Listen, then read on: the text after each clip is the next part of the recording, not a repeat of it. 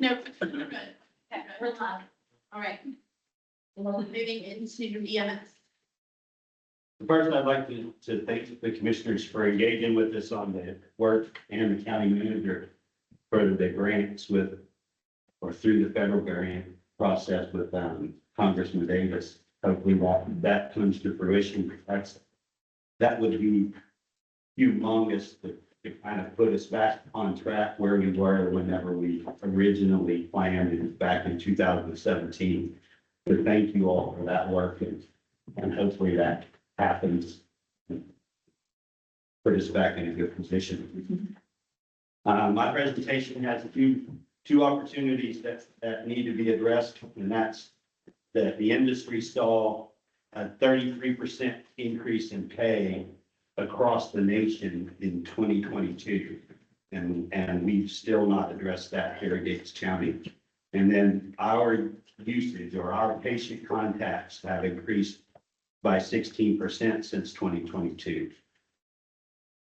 We're still functioning currently with 2 staffed ALS ambulances 24 hours a day, 365 days a year. That's a contract that we wrote with the county in 2016.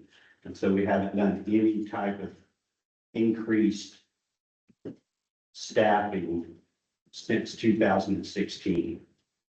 We flexed to a 3rd ambulance with administrative staff. And we've been doing that for the past 36 months. So between the hours of approximately 0600 and 1800 every day, we end up covering a 3rd ambulance and sometimes a 4th and even a 5th ambulance.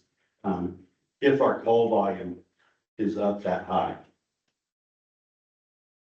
The next page shows you patient encounters since 2021.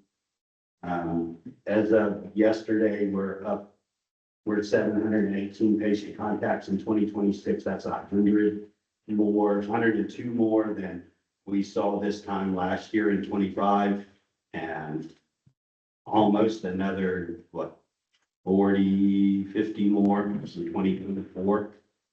We're averaging 1.5 mutual aid responses into the county a week. And what that means is about a call and a half per week. We ask another agency to come into our county and cover a call because all of our resources are assigned to calls. So that could be Suffolk, that could be Hereford, that could be Perquimans, Pasquotank, whoever is closest and can respond as a mutual aid unit. So that goes back to the opportunity that I was saying, addressing the additional usage of the system. The only way to reduce that number is to change our staffing model. We can rush through the next couple of slides, or we can talk about them. They're the same thing that I showed you in last year's presentation. EMS is one of the only or the few government services that's mandated by North Carolina general statute that the county provide. The next slide shows you response times in 2024. So this is going off of the national average of 8 to 12 minutes. Everything in red you see in your physical. It's broke up by voting districts pretty close. It's villages or towns, but everything in red is beyond 12 minutes. Below red is in black ink, and that's our target time. The next slide shows you 2025 just as a comparison. Currently, there's 233 square miles in Gates County that are outside of a feasible 12-minute response because of our station being in the center of the county. And that slide with the red circle on it shows you the approximate 12-minute response time from the center of the county to our station. So if everybody that lives outside of that circle is probably always going to be in red for response times until we address the issue of trying to get an ambulance stationed closer to their homes. The next slide shows you what that means. The 2 added black circles that would be put in a substation somewhere near the light in Sunbury and then somewhere out on 13 near the intersection of Gates School Road and 13. That would put almost everybody in the county inside of a 12-minute response time if an ambulance were stationed in those areas, as well as our current station at Easton's Crossroads. We participate with NORMSA, which is the Northeastern Regional EMS Administrators Group, for 13 counties in northeastern North Carolina. And every year, one of the things that we do is an internal pay study with the admins from all of those services. So they share their entry level pay rates for EMTs, AEMTs, and paramedics. We do this as a cooperative to help ourselves prepare for this meeting and let the commissioners in our different counties know what we're seeing. Kind of like what you did, Mr. Forsyth, a couple of years ago when you did that, your FAB 10 or what the county. So that's kind of what I've always done, is try to compare myself or us to other counties that were like, but also to the counties that are touching us. Because I know about providers that live in Gates County and drive to these counties to work because they pay them more. So while I like Jones County, somebody's not driving from here to Jones County to work. If they're going to work there, they're moving there. These counties they're driving to. Down at the bottom of that chart, MMT/North State is a private transport company that formulated in Raleigh and has now expanded into Pasquotank County. I lost 3 providers to them during the Christmas holidays because they got a pay raise from around $20 to $34 an hour to do the similar work for 12 hours a day instead of 24 hours a day. So that's what I'm competing with, or we are competing with here in Gates County. Wake is who changed the demographic in North Carolina in 2021. They changed they increased their pay across the board. And then after they did it, all of the other counties in the state started trying to creep up and catch them. So they were really the leaders in that 33% increase that we saw in 2022 across the industry. The next slide shows you the funding history and the deficit of staffing costs from 2016 all the way forward to the current year that we're in.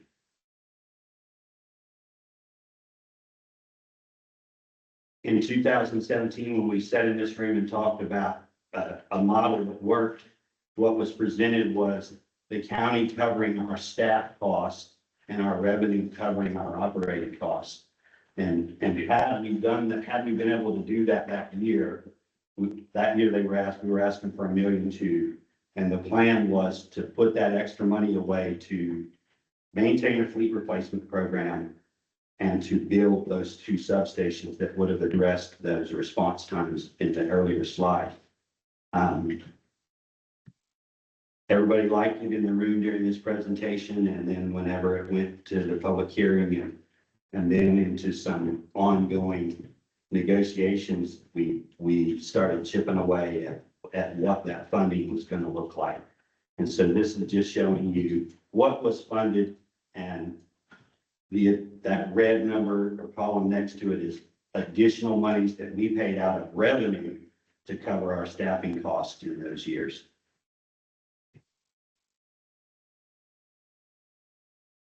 The last slide the next slide is the future, is things that are in the immediate future. We know about the ambulances. Hopefully we address those. And if we get that money from Congressman Davis, then that could definitely come off of the list, or at least push us down the road further. It's never, ever going to go away, because you introduce a vehicle into the fleet, and in 5 to 6 years, you better be thinking about replacing it, or you're going to be right back in this exact same situation. So if we don't if we can't catch up on the budget, we're going to just be right back in this situation 6 years from now when those trucks have aged and not, if there's not a fleet replacement program in place. Our cardiac monitors are the same thing, same way. We actually looked with the NREMSA group this year at replacing our cardiac monitors. We're about 2 years ahead of needing to do it. So we're not at end of life with our monitors, but we just wanted to start thinking about it. That quote was $358,000 to replace those. That's not money that I'm asking you for. It's just trying to make you aware that in the next couple of years, that's money that we're gonna have to spend. The way we did this in 2018 is we, the Department of Finance, did and made an annual payment with Stryker, the manufacturer, for 5 years. So is that included?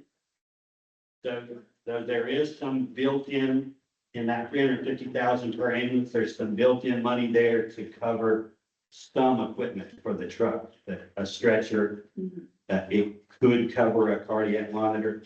The problem would be if you buy one new cardiac monitor for one ambulance and you keep the old ones on this truck, you're now functioning with 2 completely different cardiac monitors. So when a provider jumps from this truck to this truck, they're not working with the same equipment and, right, there's muscle memory is out the window. Because the change from the current cardiac monitors to what Stryker's selling today, the LifePak 35 it's a completely different configuration. That it's funded, that if we get the 3 ambulances at the 350, 3 of those could be included in that, which would drop this down by half to do almost 1 month. Yeah. Okay. And depending on how fast that money came, if we're talking about that money for the ambulance this year, I feel like we can almost fund the cardiac monitor replacement with that money too, like it. Because of lumping stuff together, like discount, things like that. And I know of an ambulance that I could buy today if I had the money today. And I know it's all a big if, but I'm just. Right. So I know of a truck I could buy today that would be well under that $350,000. It's a brand new truck and it could be delivered next week, which is unheard of in the industry because right now everybody that can talk to you is saying 12 to 24 months for delivery. And we're seeing that in Dare is getting their trucks that they ordered in 2023 delivered right now in 2026. So COVID really that's what they say messed it up. Something messed up the process of delivery. And then the last slide is, so what I did was I took the pay study that we did in the NREMSA group, and I'm showing you what our current entry level pay is in Gates County. And that number 316,000 out to the right-hand side would fund next year's payroll and get our captain off of the ambulance. So we would be going from 4 providers on a shift to 5 providers on a shift. And what that would do is essentially give us a 3rd ambulance at a moment's notice because we could page out, they could page us out, the captain could drive an ambulance and they could page out the fire district that he's going to and the firefighter could drive that ambulance. So we could flex 24 hours a day to a 3rd truck and that would potentially reduce our mutual aid that we're seeing and give us the ability to take some pressure off the system and be able to flex to that 3rd ambulance 24 hours a day. And it's the lowest cost option to be able to have that 3rd available. Halfway, that second line is looking at where we are, looking at what the regional average is and trying to give pay raises to come to the halfway point of that. And then the bottom line, I didn't even want to put it on the paper because it's $490,000 that would bring us to the regional average pay based off the pay study that I did with the NREMSA group. Right. And I rushed through that, so I'm sorry. That's good. No, that's a little behind question. No, I'm just kidding. No, any questions? So I'm looking here. You said this 2017 that you have proposed that the county cover all staffing, basically, and that would be what the county covered. And then everything else would be covered With separate revenue. So what is the county, since that didn't happen, what does the county fund now? So that money is earmarked for payroll, like that's where it goes, is staff, but Okay. there's always a deficit. Right.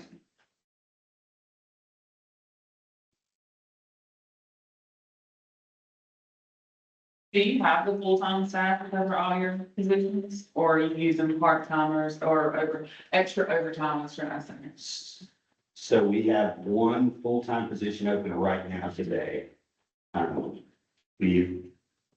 Yes, and so I'm using an EMT to cover a paramedic position because she's in school and she'll be a paramedic hopefully in a month. Because I know that around here, a lot of people are having, people are working the overtime, which is causing the additional. You're having more than what you're scheduled overtime, Yes. causing that additional cost and, Right. So that's why that bottom line says projected. you know. The deficit that I see right now is $230,000. That's what I budgeted. That's not taking into account how much extra overtime I'm gonna pay And then between you said today you lost 3 people. and June the 30th. So you're using everything we give you now towards the holiday.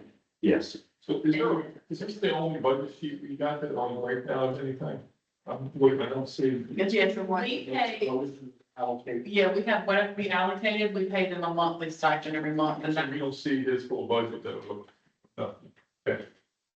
So you say you lost 3 people, but you still have 1 vacancy right now? Is that correct? Because we pushed lower qualified people that were part-time into those full-time positions because they're in school. And hopefully will finish school and stay. And stay. We lost 3 providers during the Christmas holiday, but 5 total within a 2 to 3 month period. So, And Here's the loss. I guess what I'm saying is if you're saying that people are training up to fill this position. No, they're in, so when I lost a paramedic, instead of going and hiring a paramedic, I had an EMT who was in school Right. that I, Again, I understand what I'm trying to get at is this. Were they on Tell the us- first? You lost 3 people, so I'm thinking 3 vacancies. So you're telling me you're training some people up, which is good. It's really good that you're training people up. But my point is when they get trained up, you have 1 vacancy, right?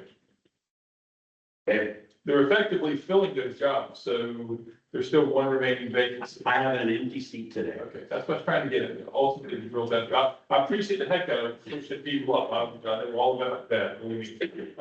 Separately, you talk about the mutual aid of 1.5, this number. How frequently do we help others? Never? We do, but not, Like a couple times a year. yeah, right. Okay. I think I counted them the other day, communications pulled a report for me and we responded 2 times in 2025 outside the county. Usually 1 to 2 times a year. So, and that's geographically, we're weird, like there's nobody coming through Gates County going to a hospital. Right, we're small, and I mean, that's kind of get So that. that kind of hurts. 1.5, I'm trying to get at is that sounds not so good, but then I'm thinking, how is it overall, like statewide or nationwide? I mean, how much is that mutual aid? What's that mutual aid number for everybody else? Because where we're located, we're a smaller county, less populated, but we're around some big areas with big support operations. Is that really that unusual? Asking the hard question, nobody really wants to ask, but is 1.5 really that bad for our situation? 5 years ago, the number was 0. But that's not what I'm asking. What was 5 years ago? I'm asking. I don't- It is now for other places. So There's nobody that reports that kind of information. We might be able to ask, I might be able to ask individual chiefs how often. I guess I'm trying to think of you, if you pick a county that's between other urban areas like this that has to go through the same thing. And if they're at 0, we still do our own, even though we're totally rural, like Hyde County, for instance, they're in the middle of nowhere, or even Carroll. You look at one of them, and if their number's at 0, then that kind of argument we should be at 0. I mean, but if they say, oh yeah, we're routinely asking Gary to come over and help us with Hyde. In fact, Hyde's put in place that electric helicopter thing. I'm sure you've seen that. Really? Trying to do advanced- It's pretty cool. It's pretty advanced deployment out there. And so I'm just thinking, what do we compare to some of those guys? I'm just asking the hard question. Which Washington Terrell is together, right? Washington Yes, Terrell. Washington provides EMS services in Terrell County. I was in a conversation yesterday and there's not always a truck. So that staffing model is, it's there during the daytime. At nighttime, if there's a 911 call in Terrell County, the truck's coming from wherever it is in Washington County to Terrell County to respond. Basically, long. That's kind of what Adam was describing, the Yeah. county commissioner was like, this electric helicopter thing is gonna be so cool. Is because they're saying oftentimes they're like 45, 50 minutes response times to get to where people are, and this helicopter can fly out there. And real quickly, and Intention say is a critical, do we really need to get somebody here? Should we actually be bringing in Miami or something? There's what, a 60 to 90 day pilot window right now. Is that I what, think it's like 90 or, 90 day pilot? Yeah, pretty cool, actually. funded pilot, which is why they're doing Yeah, it. But I mean, that would only perhaps. Yeah, The other question I had was about the salary stuff. This is good. Actually, just, all the confirmation, I'm bringing this information on all the neighboring counties and everything, really good in here. And obviously, I've latched on Washington County, because they're like right beside size-wise, demographics, air, land area, cost of people, et cetera. But they are very different location-wise than us compared to who you're competing with to get employees. So I get that. But then my question automatically becomes, this group who's reporting these numbers, our arrangement with your organization, is that typical of every one of these? Or some of these that the rescue squad is the whole part of the county government? Everywhere else on this list are county government, they're government employees Okay. in all other counties. So then that drives me to the next one, asking about the budget as well.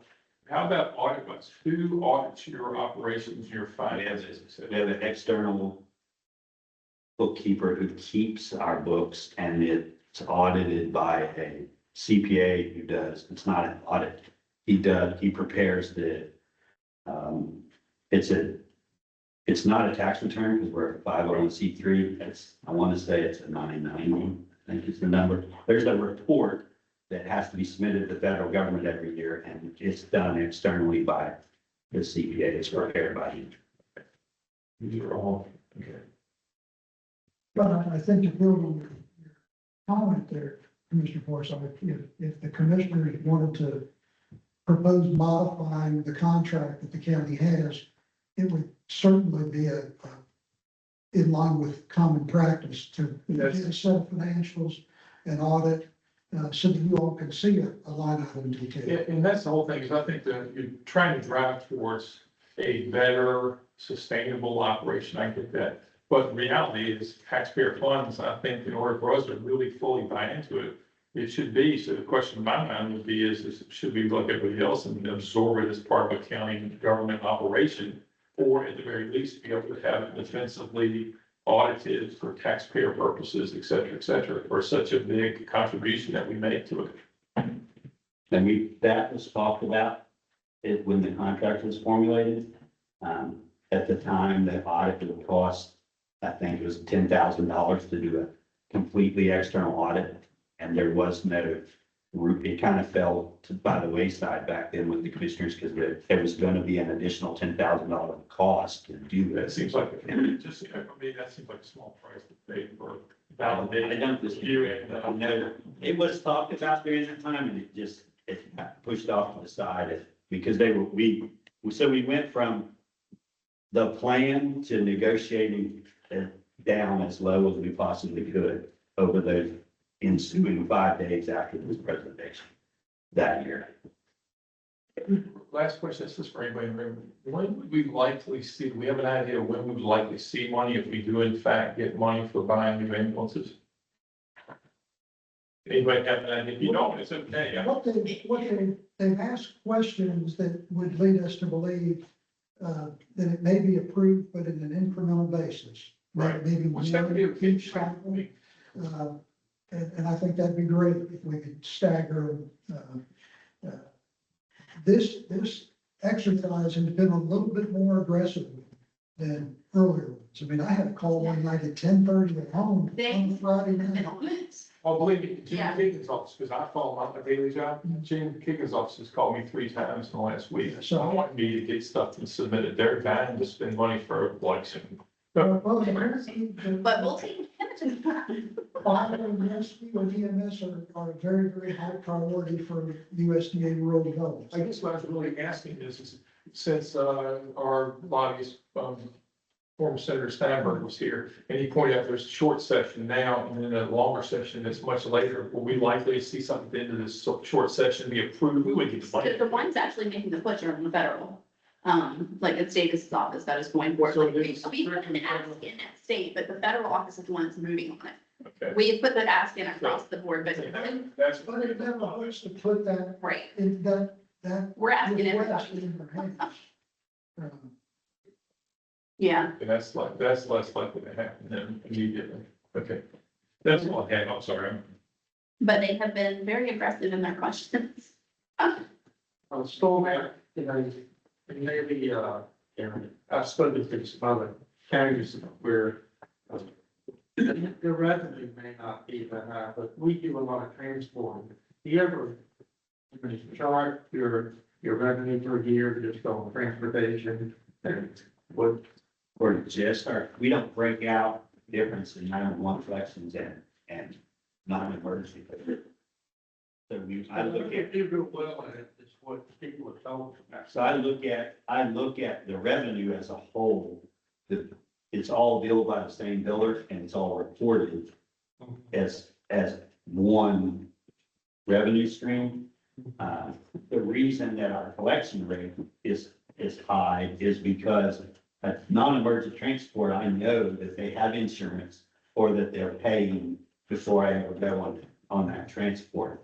Whereas a 911 call, there's a chance we'll never ever see any of that. It varies, but would you say you get Collection ratio Collection. in around 82-83%. Like the Over. statewide agency that doesn't do non-emergency is less than 50% collection, right? Okay. Yeah, those are average. I've always heard that done real well at it, but I didn't know if you've ever charted You're not separately. We have 2 separate rates where I'm at. Because the fire, rescue's part of the fire department, and they presenting the budgets and everything, they actually set the rate each year, they set it for, they actually have 3 rates, they have a transport rate that's of by mile cost, and then they have 2 other rates for different parts of the county. And so if you're in the urban area, you get a better rate because you're closer to the single hub. If you're in a rural area, it's a slightly higher rate that they charge. So as far as rates for our service that you're talking about, we set that every year.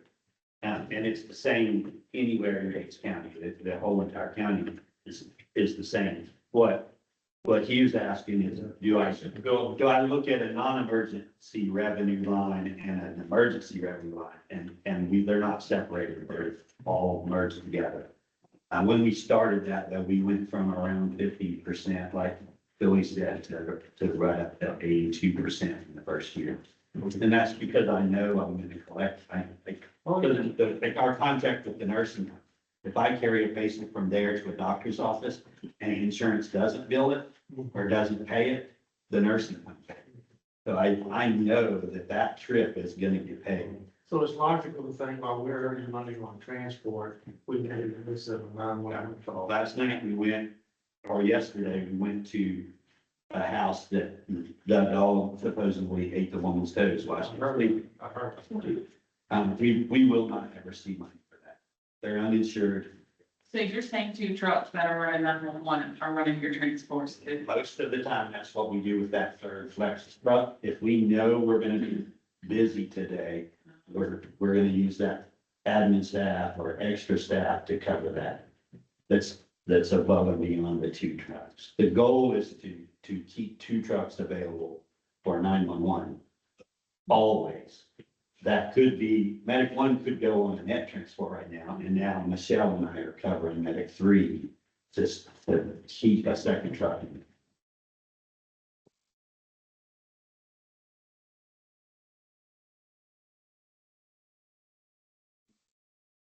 you have any other questions? I don't know your time. We got 15 minutes. I caught you up. Exactly. 15 minutes Your left. response sounds good. I mean, technically, he cut his time and moved from an hour to like half hour in, I'm like, hey. Anybody want to start? But no, if there are no other questions, we could take a short move around break Yeah. before the next one comes in. I think we all need to stretch a little bit. Haven't had not here, so we'll call that